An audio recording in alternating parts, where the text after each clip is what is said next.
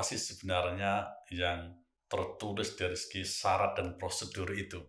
Terutama satu syarat dulu ini, ya sebelum ke prosedur. Praktek yang selama ini ada seperti itu, dan ternyata setelah kita telisik di Ketun Azhar kan mestinya bukan visa turis, harus visa pelajar. Jadi akan ada perubahan pemahaman nanti dan prosedural setelah ini mestinya. Ya. Dengan demikian tidak akan lagi anak yang terlantar tidak memiliki izin tinggal di sini kalau dia sudah mengurus visa pelajar dari kedutaan Mesir yang ada di Jakarta.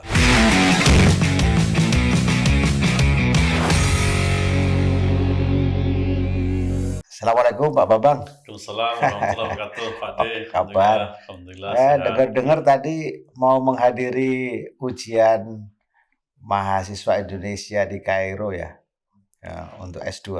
Iya, ada ujian tesis hari ini, tapi karena satu hal dan alasan lain sehingga belum bisa datang. Jelasnya belum ada izin dari Amrul Jamiah. Jadi Bapak sudah datang ke sana atau belum? Belum, karena sebelum datang sudah konfirmasi ke salah satu dari mahasiswa. Ini sudah ada belum izin ke perguruan tingginya? Kita belum, karena pengalaman sebelumnya kan Pak De juga tidak bisa masuk kan? Iya, saya 2 kali nggak masuk. Saya baru 3 kali. Mobil sudah di depan ini, suruh balik ya. Nah ya, karena pengalaman dari itu kita konfirmasi dulu sebelum itu. Alhamdulillah sehingga waktu bisa kita gunakan di sini. Iya, ya. Ya alhamdulillah Pak Babang ada di sini sekarang. Kita mau ngobrol-ngobrol tentang ini. Siswa Ma'had itu ya SMP SMA-nya Al Azhar lah gitu ya. Iya. Pak De dengar-dengar tuh masih banyak ya siswa calon Ma'had yang belum dapatkan iqomah, belum dapatkan sertifikat untuk masuk Ma'had ya, sehingga beredar kemana-mana itu. Nah, jadi gini Pak De, saya baru saja ngecek data di layanan pendidikan. Sampai sekarang ini yang aktif pelajar Ma'had itu ada 566. Banyak juga ya, 500 kan? Ya. Iya. Sementara di tahun ini saja itu mereka yang datang itu tercatat sampai di akhir September atau awal Oktober itu 143. Berarti kalau setiap tahunnya kurang lebih ya 150-an, 200-an, bisa kita bayangkan sekian tahun ke depan akan terus bertambah ini. Nah benar tadi yang Pak De katakan, mereka banyak yang memang belum bisa masuk ke Ma'had Azhar. Karena apa? Ya terkendala izin tinggalnya itu karena mereka datang dengan visa turis. Sebagian juga sudah habis izin tinggalnya itu. Sementara kita kan pada pihak kewenangan yang bisa memberikan rekomendasi kepada mereka. Tapi secara prosedural bahwa itu mesti mereka harus mendapatkan rekomendasi dari Kementerian Agama. Bentar Pak, sebelum sampai sana, kalau saya sebagai orang tua kayaknya nggak tega juga yang lihat anak kita di tempat negara lain tanpa visa yang nggak jelas itu. Nah, ya bayangin kalau Pak De sebagai orang tua punya cucu, berapa usianya Pak De? Jangan sebut cucu lah, gak enak. Ya, atau saya sebagai orang tua ya, anak punya yang sekarang di kelas 6 ya kan, katakan kalau punya itu ya, ini di negeri orang, jauh dari saudara dan keluarga, banyak hal yang mungkin terjadi yang itu di luar pengetahuan kita.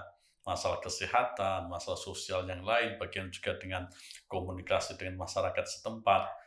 Jadi belum terbayang kira-kira sebagai orang tua itu kalau sudah melepas ke negeri orang itu tanpa prosedur yang benar dan juga tanpa bekal terutama bahasa yang kuat juga. Melepaskan anak kita untuk mondok di level SMP, SMA saja.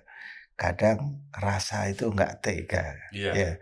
Nah ini melepas anak kita di negara orang, ya tanpa status yang nggak jelas.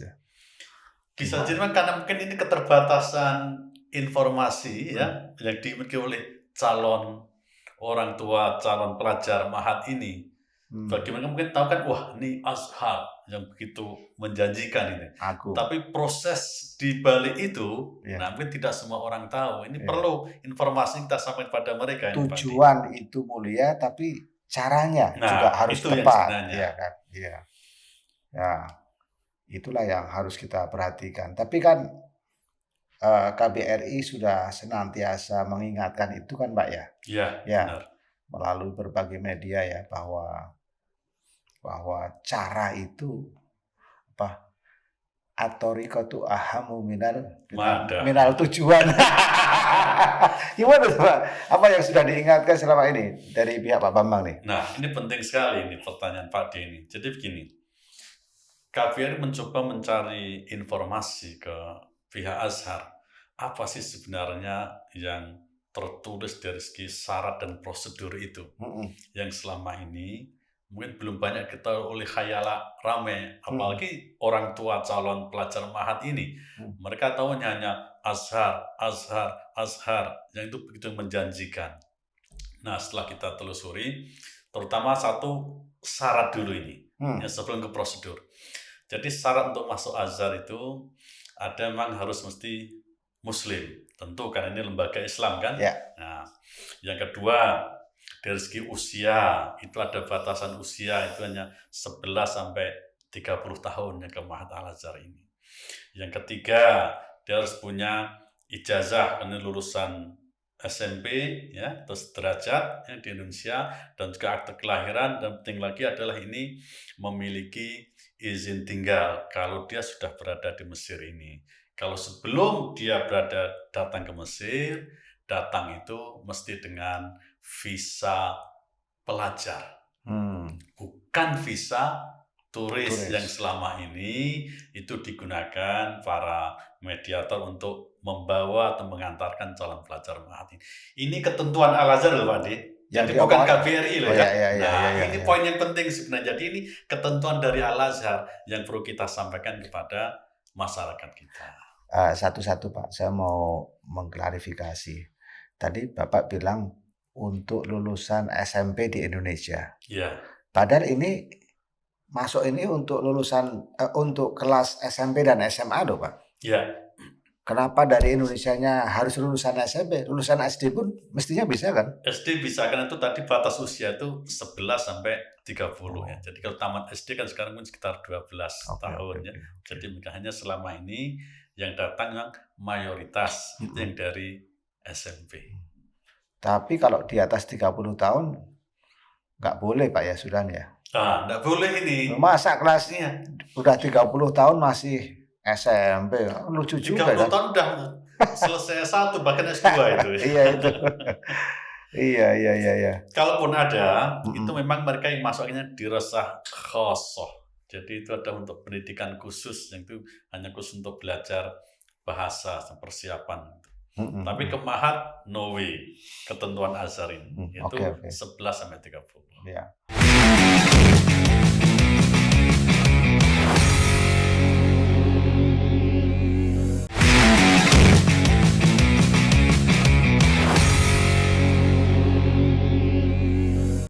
Tadi disebutkan bahwa ketika masuk nggak boleh pakai visa turis ya. Iya. Karena turis itu ya hanya untuk sementara, untuk jalan-jalan saja kan begitu Pak.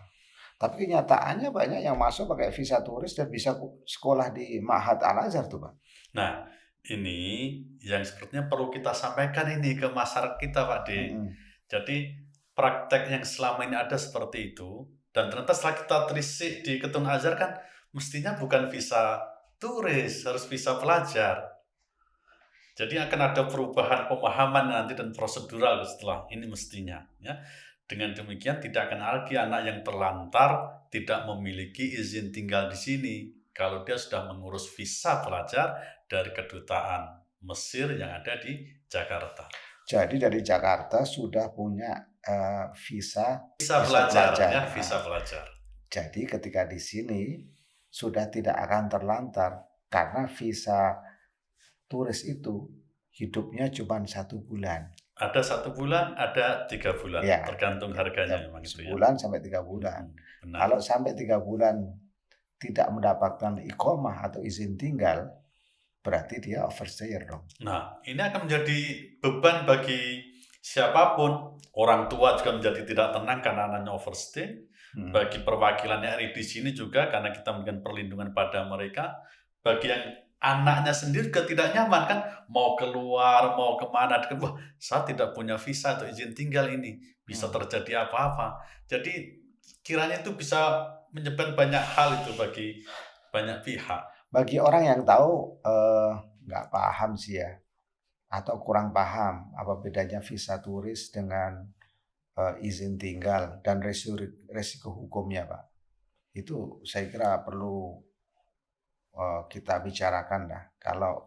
Kalau kemudian ketangkap dia overstayer, artinya melebihi dari waktu 3 bulan, padahal dia hanya pakai visa turis, resikonya kan berat tuh, Pak. Ya mesti pulang kan? Kan kunjungan sudah selesai, overstay, memang tidak ada opsi lain kecuali pulang sebenarnya kalau dia datang dengan visa. Dan kalau itu kemudian dipermasalahkan sama pemerintah setempat, katakanlah naudzubillah min dzalik ya ketangkap atau apa, itu kan dipulangkan dalam bentuk deportasi. Bisa jadi, tidak selalu seperti itu. Atau dia dianggap melanggar hukum. Posisinya sangat lemah sekali sehingga untuk dideportasi itu begitu mudah. Nah, anak yang seumur itu masih muda belia harus menghadapi kasus hukum itu secara psikologis kan berat sekali tuh, Pak. Tidak hanya bagi anak, tadi bagi orang tua, ya, bagi saudara dia, anak yang bersangkutan, bahkan juga teman-teman. Artinya itu secara psikologis tidak hanya pada yang bersangkutan, tapi juga banyak pihak lain, terutama orang tua. Apalagi ini menyangkut hubungan dan juga ketentuan hukum bilateral ya, antara dua negara. Orang tua saya yakin tidak bisa tidur itu, mikirkan anaknya karena overstay apa yang akan terjadi ya. Nah, kawan-kawan yang bersangkutan juga merasa tidak nyaman itu, karena ada masalah itu tadi. Jadi memang hal-hal seperti itu mestinya secara prosedur harus selesai di awal itu sebelum mereka datang ke sini, supaya bisa belajar dengan tenang, pikiran nyaman, tidur pun nyenyak, makan pun enak. Nah, apalagi di negeri para nabi ini. Apa karena orang tuanya nggak pada tahu ya Pak sebetulnya? Atau ada ini bisa jadi Pak, atau ada misleading informasi ya? Bisa jadi orang tidak tahu, atau sengaja mungkin pihak-pihak yang membawa atau mengantarkan calon pelajar ke sini tidak memberitahu apa kondisi sebenarnya ada di sini. Hanya menjanjikan yang jelas nanti bisa masuk ke Azhar, masuk ke Ma'had. Iya, setelah dari Ma'had langsung bisa masuk ke kuliah ke Azhar. Bisa jadi ya ini ya. Nah, ini yang perlu ada edukasi bagi masyarakat luas supaya harapan mereka ke sini itu juga sesuai dengan kenyataan. Yang lebih penting tadi ada ketenangan pikiran, batin, sehingga orang tua tenang, anak pun tenang, belajar dengan nyaman. Padahal untuk bisa sekolah di Ma'had Al-Azhar itu pendaftarannya tidak harus datang ke sini ya, saya dengar begitu. Nah, sekali lagi ini tadi kembali dari ketentuan Azhar itu. Jadi itu bisa dilakukan secara online. Sudah ada situsnya, alamatnya, tinggal klik di situ, one click site ya, tinggal ikuti apa yang ditentukan, mengisi. Ada beberapa informasi perlu diisi, misalkan nama lengkapnya, tanggal lahirnya, nomor paspor, asal negara.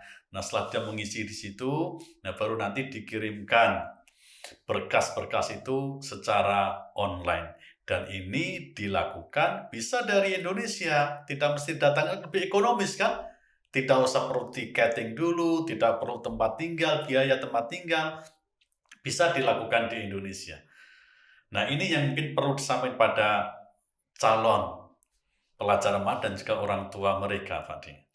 Jadi pendapat sementara ini yang mengatakan bahwa mendaftarnya itu harus langsung bawa badannya ke sini, itu nggak sepenuhnya betul dong. Kalau mereka sudah di sini, nah syarat justru harus punya izin tinggal dulu. Contoh nih, ada siswa SIK ya, ataupun salah satu LS di sini ya, anaknya di sekolah di SIK kemudian ingin melanjutkan ke Ma'had, nah izin tinggalnya ini dia sudah memiliki, maka dia bisa melakukan itu. Kalau dia belum punya izin tinggal, maka mengurusnya tidak harus datang ke sini, bisa lewat online tadi, lebih ekonomis dan lebih efisien. Orang tua bisa mendampingi, bisa memantau. Lagi-lagi saya menggarisbawahi bahwa yang harus mendaftar langsung membawa badannya itu adalah mereka yang sudah tinggal di sini dan memiliki izin tinggal atau bahasa Arabnya ya, iqomah ya gitu. Sementara yang dari Indonesia pendaftarannya cukup dengan online. Nah, dari pendaftaran online itu kalau udah selesai harus kemudian mendapatkan nanti bukti pendaftarannya. Nah, ini untuk mengajukan visa pelajar ke kedutaan Mesir di Indonesia. Karena Azhar ini pada prinsipnya tidak mengeluarkan letter of acceptance atau kadang surat penerimaan itu. Nah, maka bukti pendaftaran itu bisa digunakan untuk mengurus visa pelajar di kedutaan Mesir di Jakarta. Lalu apa fungsinya apa itu namanya surat rekomendasi dari Kemenak kalau gitu? Nah, dari Kemenak ini, jadi Kemenak itu sejak 2020 ya, Desember 2020 mengeluarkan edaran ya, dia menyatakan mereka yang ingin belajar ke luar negeri untuk studi Islam, ya, tidak hanya di Mesir saja Pak Di, itu perlu ada rekomendasi Kemenak. Mengapa? Karena jumlah pelajar yang ke sini itu sangat banyak. Tentu mereka perlu dilihat ini background-nya seperti apa, latar belakang sekolahnya atau pondok pesantrennya, dan tidak lebih kalah pentingnya kemampuan bahasa Arabnya, kemampuan baca Quran dan pengetahuan kesehatannya. Nah, kesehatan, apalagi kalau ada penyakit bawaan, maka mereka perlu juga sesuai dengan ketentuan Azhar tadi, salah satu syarat itu juga memang ada surat keterangan sehat terlepas dari yang namanya penyakit bawaan. Nah, itu jadi satu untuk mengajukan visa atau terpisah? Itu terpisah. Karena setelah dapat rekomendasi itu ya dari Kemenak Pusat, KBRI akan memberikan pengantar. Sebagaimana dipersyaratkan oleh Al-Azhar, pengantar dari KBRI ke Mahat Azhar. Dan selama ini yang diakui memang adalah pengantar KBRI itu. Ya. Jadi kalau gitu banyak calon siswa yang di sini belum dapat masuk Ma'had Al-Azhar itu ya masih banyak persyaratan yang belum dipenuhi dong kalau gitu ya Pak ya. Nah, kita yang telah mengadakan pertemuan dengan mereka, artinya mereka yang mediator-mediator itu sampai akhir September atau awal Oktober itu ada 143 ini. Ya. Ini sudah kita berikan nama-nama, sudah kita berikan ke Kementerian Agama. Saya baru saja cek tadi di layanan akademik, ternyata mereka sudah mendapatkan rekomendasi. 143 ini dengan catatan ya, ada 120 itu sudah dapat rekomendasi dan pengantar KBRI, yang sisanya itu dia belum mengajukan, sudah ada rekomendasi Kemenak tapi belum meminta surat pengantar KBRI. Sampai 143 itu ya? Iya. Apakah di atas 143 itu masih banyak juga yang ada di sini cuman belum mengurus rekomendasi dan lain sebagainya tuh? Nah, saya belum punya data yang pasti ini, tapi saya dengar kok ada. Padahal setelah kita pertemuan itu, supaya mereka jangan datang kecuali sudah memiliki visa pelajar dari Jakarta. Tapi saya belum ada datanya. Tapi berharap tidak ada. Tidak ada. Kalau ada, wah repot juga. Nah, ini akan berterusan terus masalah yang sudah kita selesaikan itu tadi. Karena itulah pentingnya edukasi kepada masyarakat umum, terutama orang tua yang ingin mengirimkan anak-anaknya ke Mahat Azhar. Ya. Wah. Saya sih kabar burung ya Pak ya, ini nggak tahu benarnya ya. Puluhan orang atau mungkin bahkan 100-an lebih yang belum mendapatkan izin untuk bisa tinggal dan juga masuk Al-Azhar. Kalau benar, ya, mudah-mudahan tidak benar. Wah, itu sangat kasihan buat mereka itu ya. Artinya perjalanan mereka jauh keamanan mereka tidak terjamin, masa depannya tidak jelas. Ya. Dan mereka di usia sangat belia. Nah, karena itu tadi sebenarnya yang perlu kita antisipasi itu adalah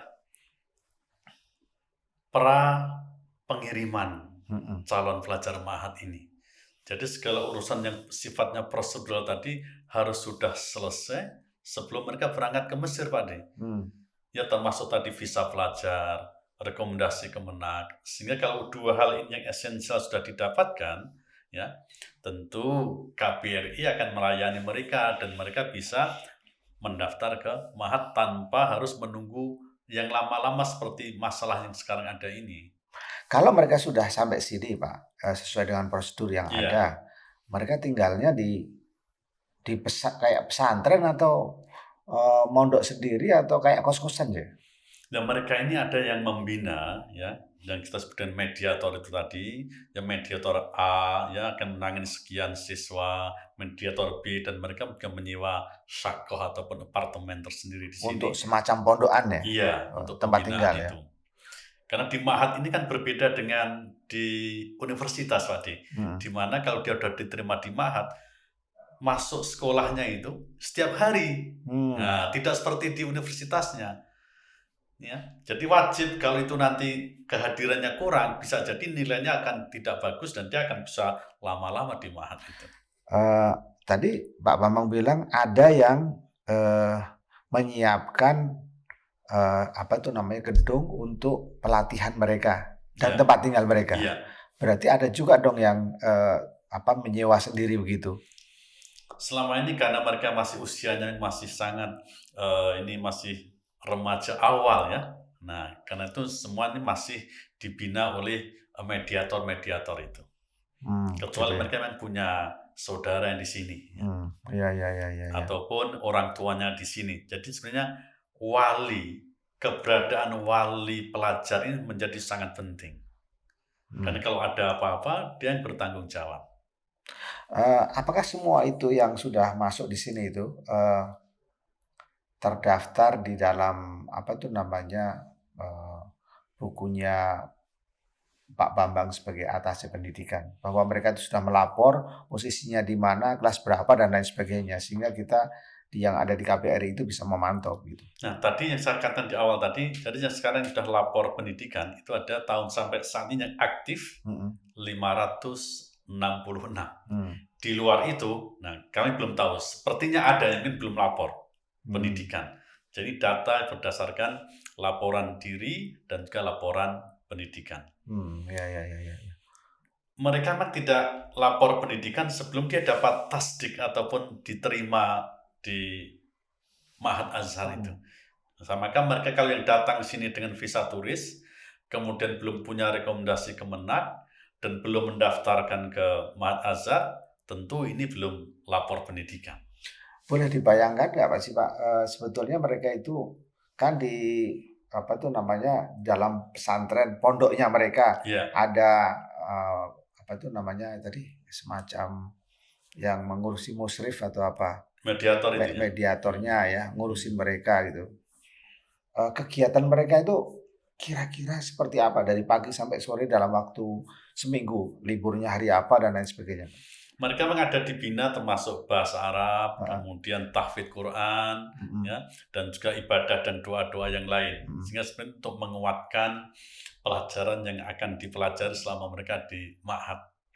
Tapi di luar itu, saya juga belum banyak tahu apa materi yang diberikan, ya, dari bangun pagi sampai juga mereka tidur malam. Gitu. Jadi ini betul-betul kayak pesantren tapi berbeda juga ya. Ya, mungkin ada irisannya ya. Tapi tidak bisa katakan pesantren ya. Nah, karena seperti kayak asrama kan. Kayak asrama kos-kosan lah itu ya. Tapi dia ada kegiatan pembinaan termasuk makannya mereka yang mengurusi. Mestinya lebih penting lagi ada yang menjaga kesehatan mereka, ini tanggung jawab. Sekolah dalam seminggu 5 hari atau 6 hari? Nah, Azhar ini kan liburnya hari Jumat saja, Sabtu masuk. Berarti 6 hari dalam seminggu, dari pagi sampai sore. Ada juga yang siang sampai sore atau gimana tuh? Ini pagi sampai sore Pagi ya. sore ya. Oh iya. Di luar itu tadi dibina di masing-masing asrama yang dikelola oleh mediator. Semestinya mereka juga bisa melakukan komunikasi dengan orang tua mereka yang ada di Indonesia dong ya untuk Mesti dong, mestinya. Harus ya. Komunikasi termasuk berinteraksi dengan mahasiswa yang di sini ataupun dengan masyarakat Mesir untuk meningkatkan kemampuan bahasa Arabnya itu. Iya. Tapi tadi bisa jadi karena mungkin iqomahnya ada yang tidak ada, ya, meskipun mereka bisa terdaftar belum mengurus, sehingga gerakan mereka itu juga agak terbatas. Ada rasa tidak nyaman tadi kan, karena memang dia sudah sebagian ada yang overstay, meskipun tidak diuruskan izin tinggalnya itu. Mereka ini tinggal di asrama tersebut dengan bayaran yang dibayarkan orang tuanya. Jadi setiap bulan itu memang masih ada beban biaya yang ditanggung oleh orang tua karena mereka makan 3 kali sehari dan juga untuk pembinaan itu. Bagaimana untuk asuransi kesehatan?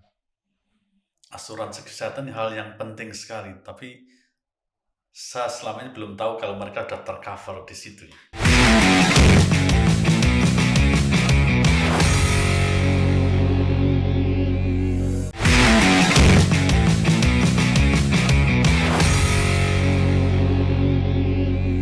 Sebetulnya mahasiswa juga banyak yang tidak punya atau hampir semuanya kesehatan ya, apalagi mereka. Ini tantangan ke depan ini bagi perwakilan dan juga bagi saya kira orang tua perlu berpikir ya untuk memberikan atau membelikan yang namanya asuransi kesehatan tersebut buat anak-anak yang jauh dari rumah ini. Sangat penting sekali mengingat kondisi di Mesir ini, kalau melihat daya tampung rumah sakit sangat terbatas.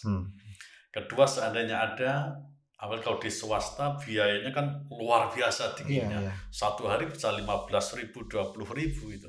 Itu bisa untuk hidup bagi seorang pelajar ataupun mahasiswa sekian bulan itu hanya untuk 1 hari di rumah sakit. 15.000 Egyptian pound itu ekuivalen dengan $1.000. $1.000 kan? $1.000. Seperti yang staf KBRI yang barusan sakit itu satu harinya kisaran $1.000 lebih. Nah itu bisa untuk hidup sini bisa 10 bulan sampai 12 bulan itu dengan hidup yang hemat cukup itu. Jadi memang untuk kesehatan ini perlu di backup betul ya, kalau enggak maka agak repot itu. Karena itu tadi selain asuransi kesehatan perlu dipastikan mereka itu tidak punya penyakit bawaan, Pak De. Paling sehat ya secara fisik tadi, jadi fit itu untuk melakukan kegiatan-kegiatan pembelajaran sehingga dia tidak rentan dan tidak rawan pada penyakit-penyakit yang ada.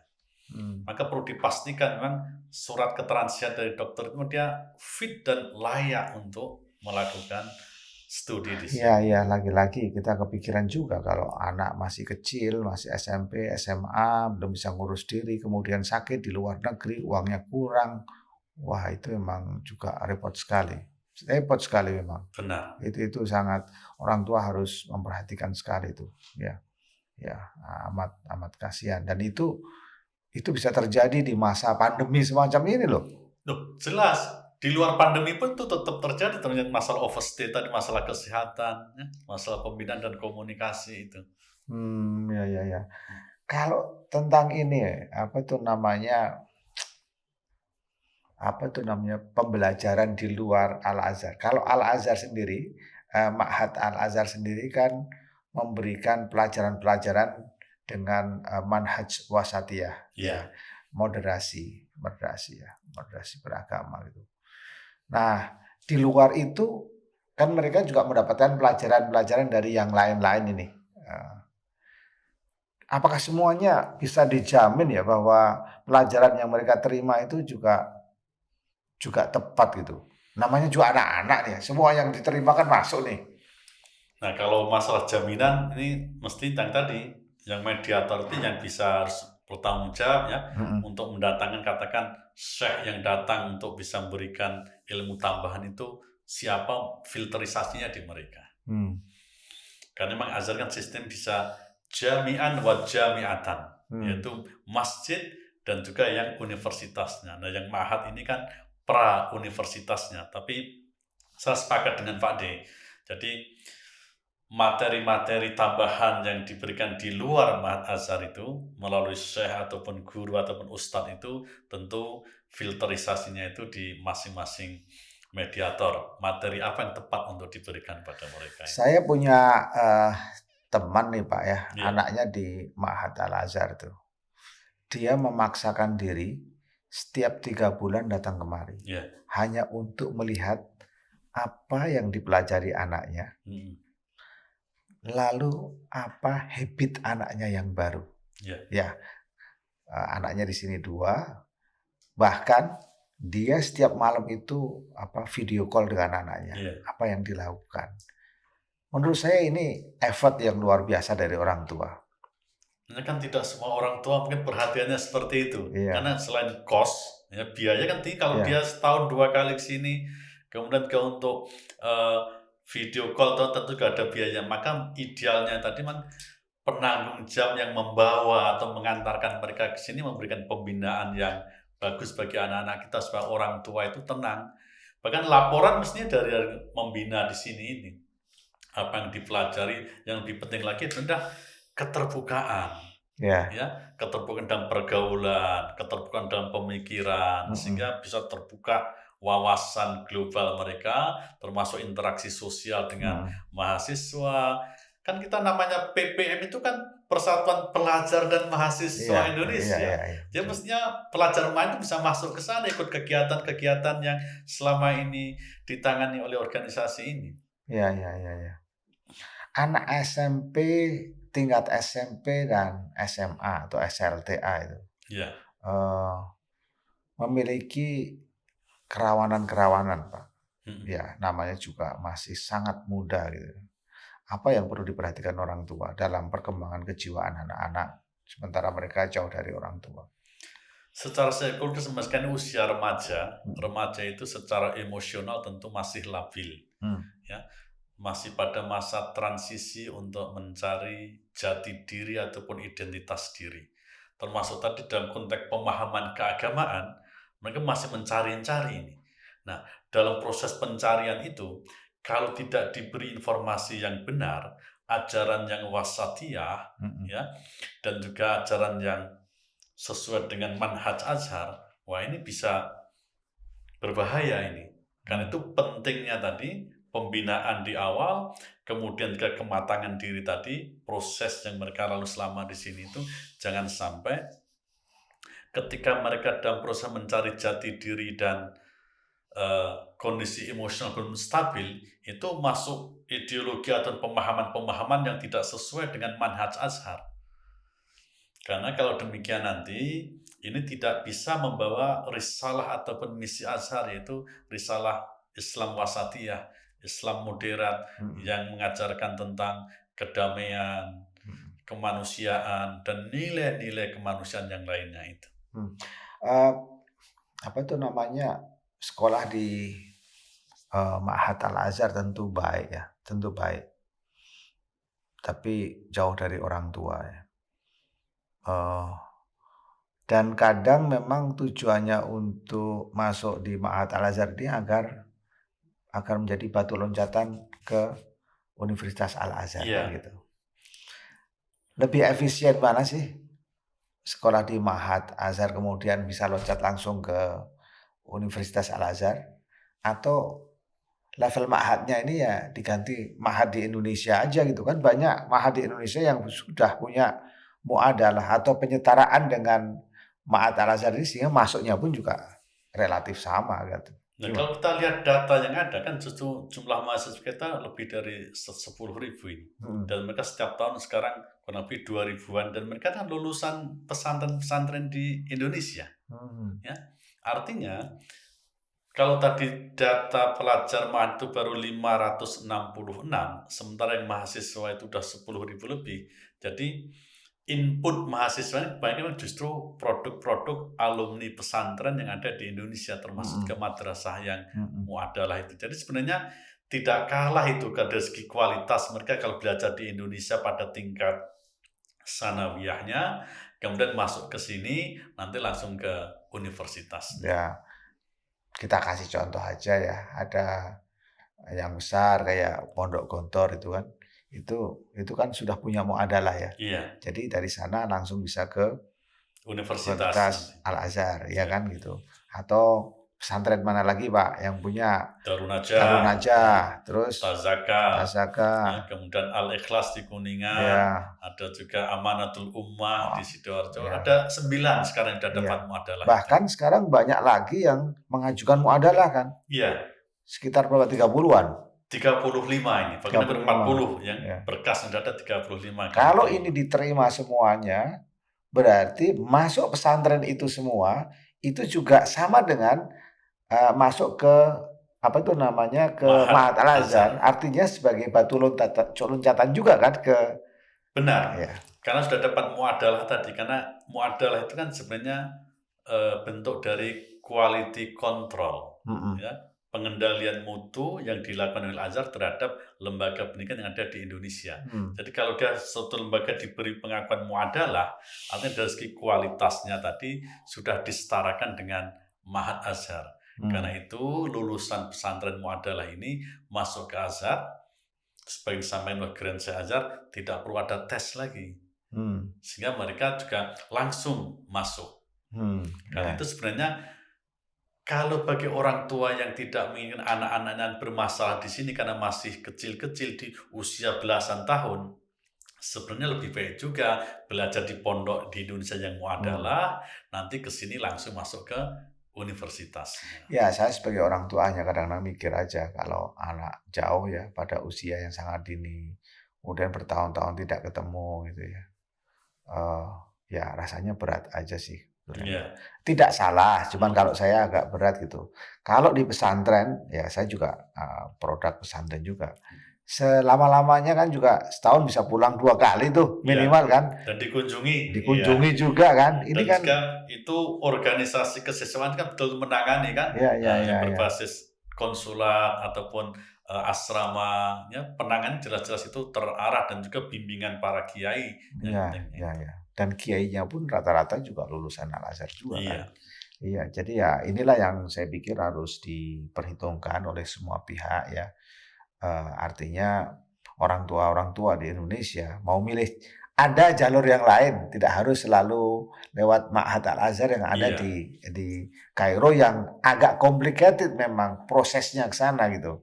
Kalaupun lewat Mahat tadi, mesti yang prosedural Pak De, supaya tidak menimbulkan masalah di sini dan supaya orang tua dan siswanya tenang di pikiran dan di hatinya sehingga bisa belajar dengan nyaman. Ya. Apa sih yang bisa diberikan KBRI ya, terutama kalau ini kan di bawah portofolionya Pak Adik ya, pembinaan pendidikannya gitu loh, buat anak-anak kita yang masih kecil-kecil di sini gitu. Mereka bisa nggak telepon Pak Adik setiap saat ya, katakanlah ada masalah gitu. Sangat terbuka kan kita untuk melayani mereka ya. Masalahnya mereka mau tidak kalau punya masalah itu justru menyampaikan ke kita ya. Sehingga tidak menutup diri, harus terbuka, termasuk juga kepada organisasi pelajar dan mahasiswa Indonesia di Mesir, tidak hanya ke KBRI, Pak Di. Iya. Justru kadang-kadang ada juga ya, masalahnya nggak mau diketahui orang lain ya. Ya, itu tadi. Kalau sakit kita tidak tahu, karena mereka juga tidak pernah terbuka kepada kita. Iya, betul. Ya. Oke. Dan KBRI juga memiliki hotline ya. Hotline yang bisa dihubungi oleh siapapun warga Indonesia untuk bertanya, konsultasi, dan lain sebagainya. Saya kira itu ya. Hotline COVID ada, hotline medis ada, hotline pendidikan ada. Iya. Ya cukup banyak alternatif sih Pak untuk bisa kuliah di Al-Azhar selain masuk melalui Ma'had Al-Azhar yang saya kira tidak salah. Ya benar-benar saja maksud saya, tapi prosesnya agak complicated karena dia memang bukan di wilayah Republik Indonesia. Ini yang perlu diperhatikan. Ketika anak-anak kita itu ada di Kairo, itu bukan wilayah Indonesia. Itu negara lain, dengan sistem lain, dengan pemerintahan lain, presidennya juga lain. Kultur budaya juga yang lain, Kultur yang itu budayanya perlu lain. orientasi sebelum mereka datang ke sini, Iya ya. iya iya iya. Dan, banyak juga tuh ya, yang tidak tahu dan tidak, mencari tahu, oh, apa itu, Kairo itu seperti kota seperti apa sih? Mhm. Begitu sampai sini kaget, "Loh kok Iya seperti ini ya?" iya Ya, sebetulnya kan sekarang gampang ya, silahkan dilihat di YouTube atau di Google, iya, semuanya akan kelihatan sebetulnya. Bahkan ya kalau mau yang real time ya Google Earth juga ketahuan mhm. akan sampahnya ada di mana misalnya kan Iya iya. gampang itu. Cuman ya kadang-kadang, percaya aja sih bahwa, oke anak saya sekolah tholabul ilmi kemudian lepas begitu saja. Ini berbahaya kan ya, Pak, ya? Jadi memang begini, Al-Azhar kan sangat terbuka kepada umat Islam, tidak Hmm, hanya Indonesia, seluruh dunia. Artinya dia welcome pada siapapun yang akan belajar pada Azhar. Nah, apa maknanya ini? Kita jangan sampai ini menyalahgunakan kepercayaan Al-Azhar ini mhm, dengan cara-cara yang tidak prosedural, ya, atau memberikan informasi mungkin ke orang tua yang tidak lengkap sebenarnya apa sebenarnya yang ada di Mesir mhm, ataupun di Al-Azhar ini. mhm, Nah, ini tantangan sebenarnya bagi kita, terutama juga bagi mediator, termasuk bagi orang tua untuk mencari apa sebenarnya informasi yang sebenarnya. Tapi poin saya, kita harus komitmen menjaga kepercayaan dan kebaikan Al-Azhar ini. Jangan kita salah gunakan. mhm. Iya iya iya, Pak, ya. Niat kita kan baik untuk menuntut ilmu, maka tentu cara-caranya tadi juga harus baik Iya dan iya. prosedural. Itu Pak Iya di iya iya kira-kira iya. pesan moral yang perlu kita sampaikan pada publik ini. Iya. Ya, anak-anak itu kan anak-anak kecil ya. Orang tua harus banyak bertanya, termasuk berkomunikasi dengan kedutaan.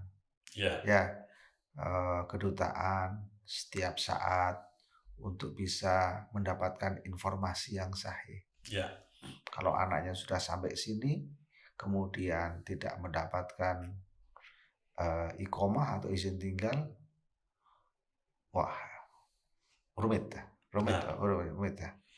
Eh, saya kira Bapak juga punya eh, Instagram juga ya untuk bisa untuk komunikasi ya. Oh, kita punya. Apa Jadi itu Pak? IG kita ada ya, Adikbud Kairo. Dia, Jadi informasi itu kan zamannya anak milenial, kan kita ya, banyak di medsos melalui IG dan juga Facebook kita. Ya, ya, jadi tadi misalkan apa sih prosedur untuk masuk Mahat ada di IG kita. Nah, mm, silakan di follow nanti ya. Nah, ya, ya. Jadi buat orang tua ya, yang sangat ingin menyekolahkan anak di sini, kalau saya sarankan sih mencari apa itu namanya informasi selengkap mungkin. setuju 100% Mas. Ya, Mi'ah min mi'ah ini. ya, miah miah ya. Kalau sudah miah miah itu Iya, tinggal tawakal saja, iya, ya. Tentu saja menyiapkan, tadi, segala perangkatnya dengan baik, mhm. termasuk keuangan dan lain sebagainya, Kesehatan penting tadi, kesehatan ya.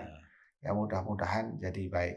Dan kalau di sini, sampai di sini pun mereka masih punya yang namanya KBRI sebagai orang tua mereka. insyaallah. Saya kira itu ya. Saya kira itu Pak Bambang, Ya, terima terima kasih kasih Pak Pak Bambang De, ya. waktunya. Mudah-mudahan kalau orang tua mau apa itu komunikasi dengan Pak Bambang melalui Ahlan ahlan, ya Instagram, terbuka, ya welcome ya. itu sesuatu yang penting zaman sekarang. Mudah-mudahan silaturahmi kita membawa kebaikan Ya. bukan hanya untuk putra-putri kita tapi juga masyarakat kita.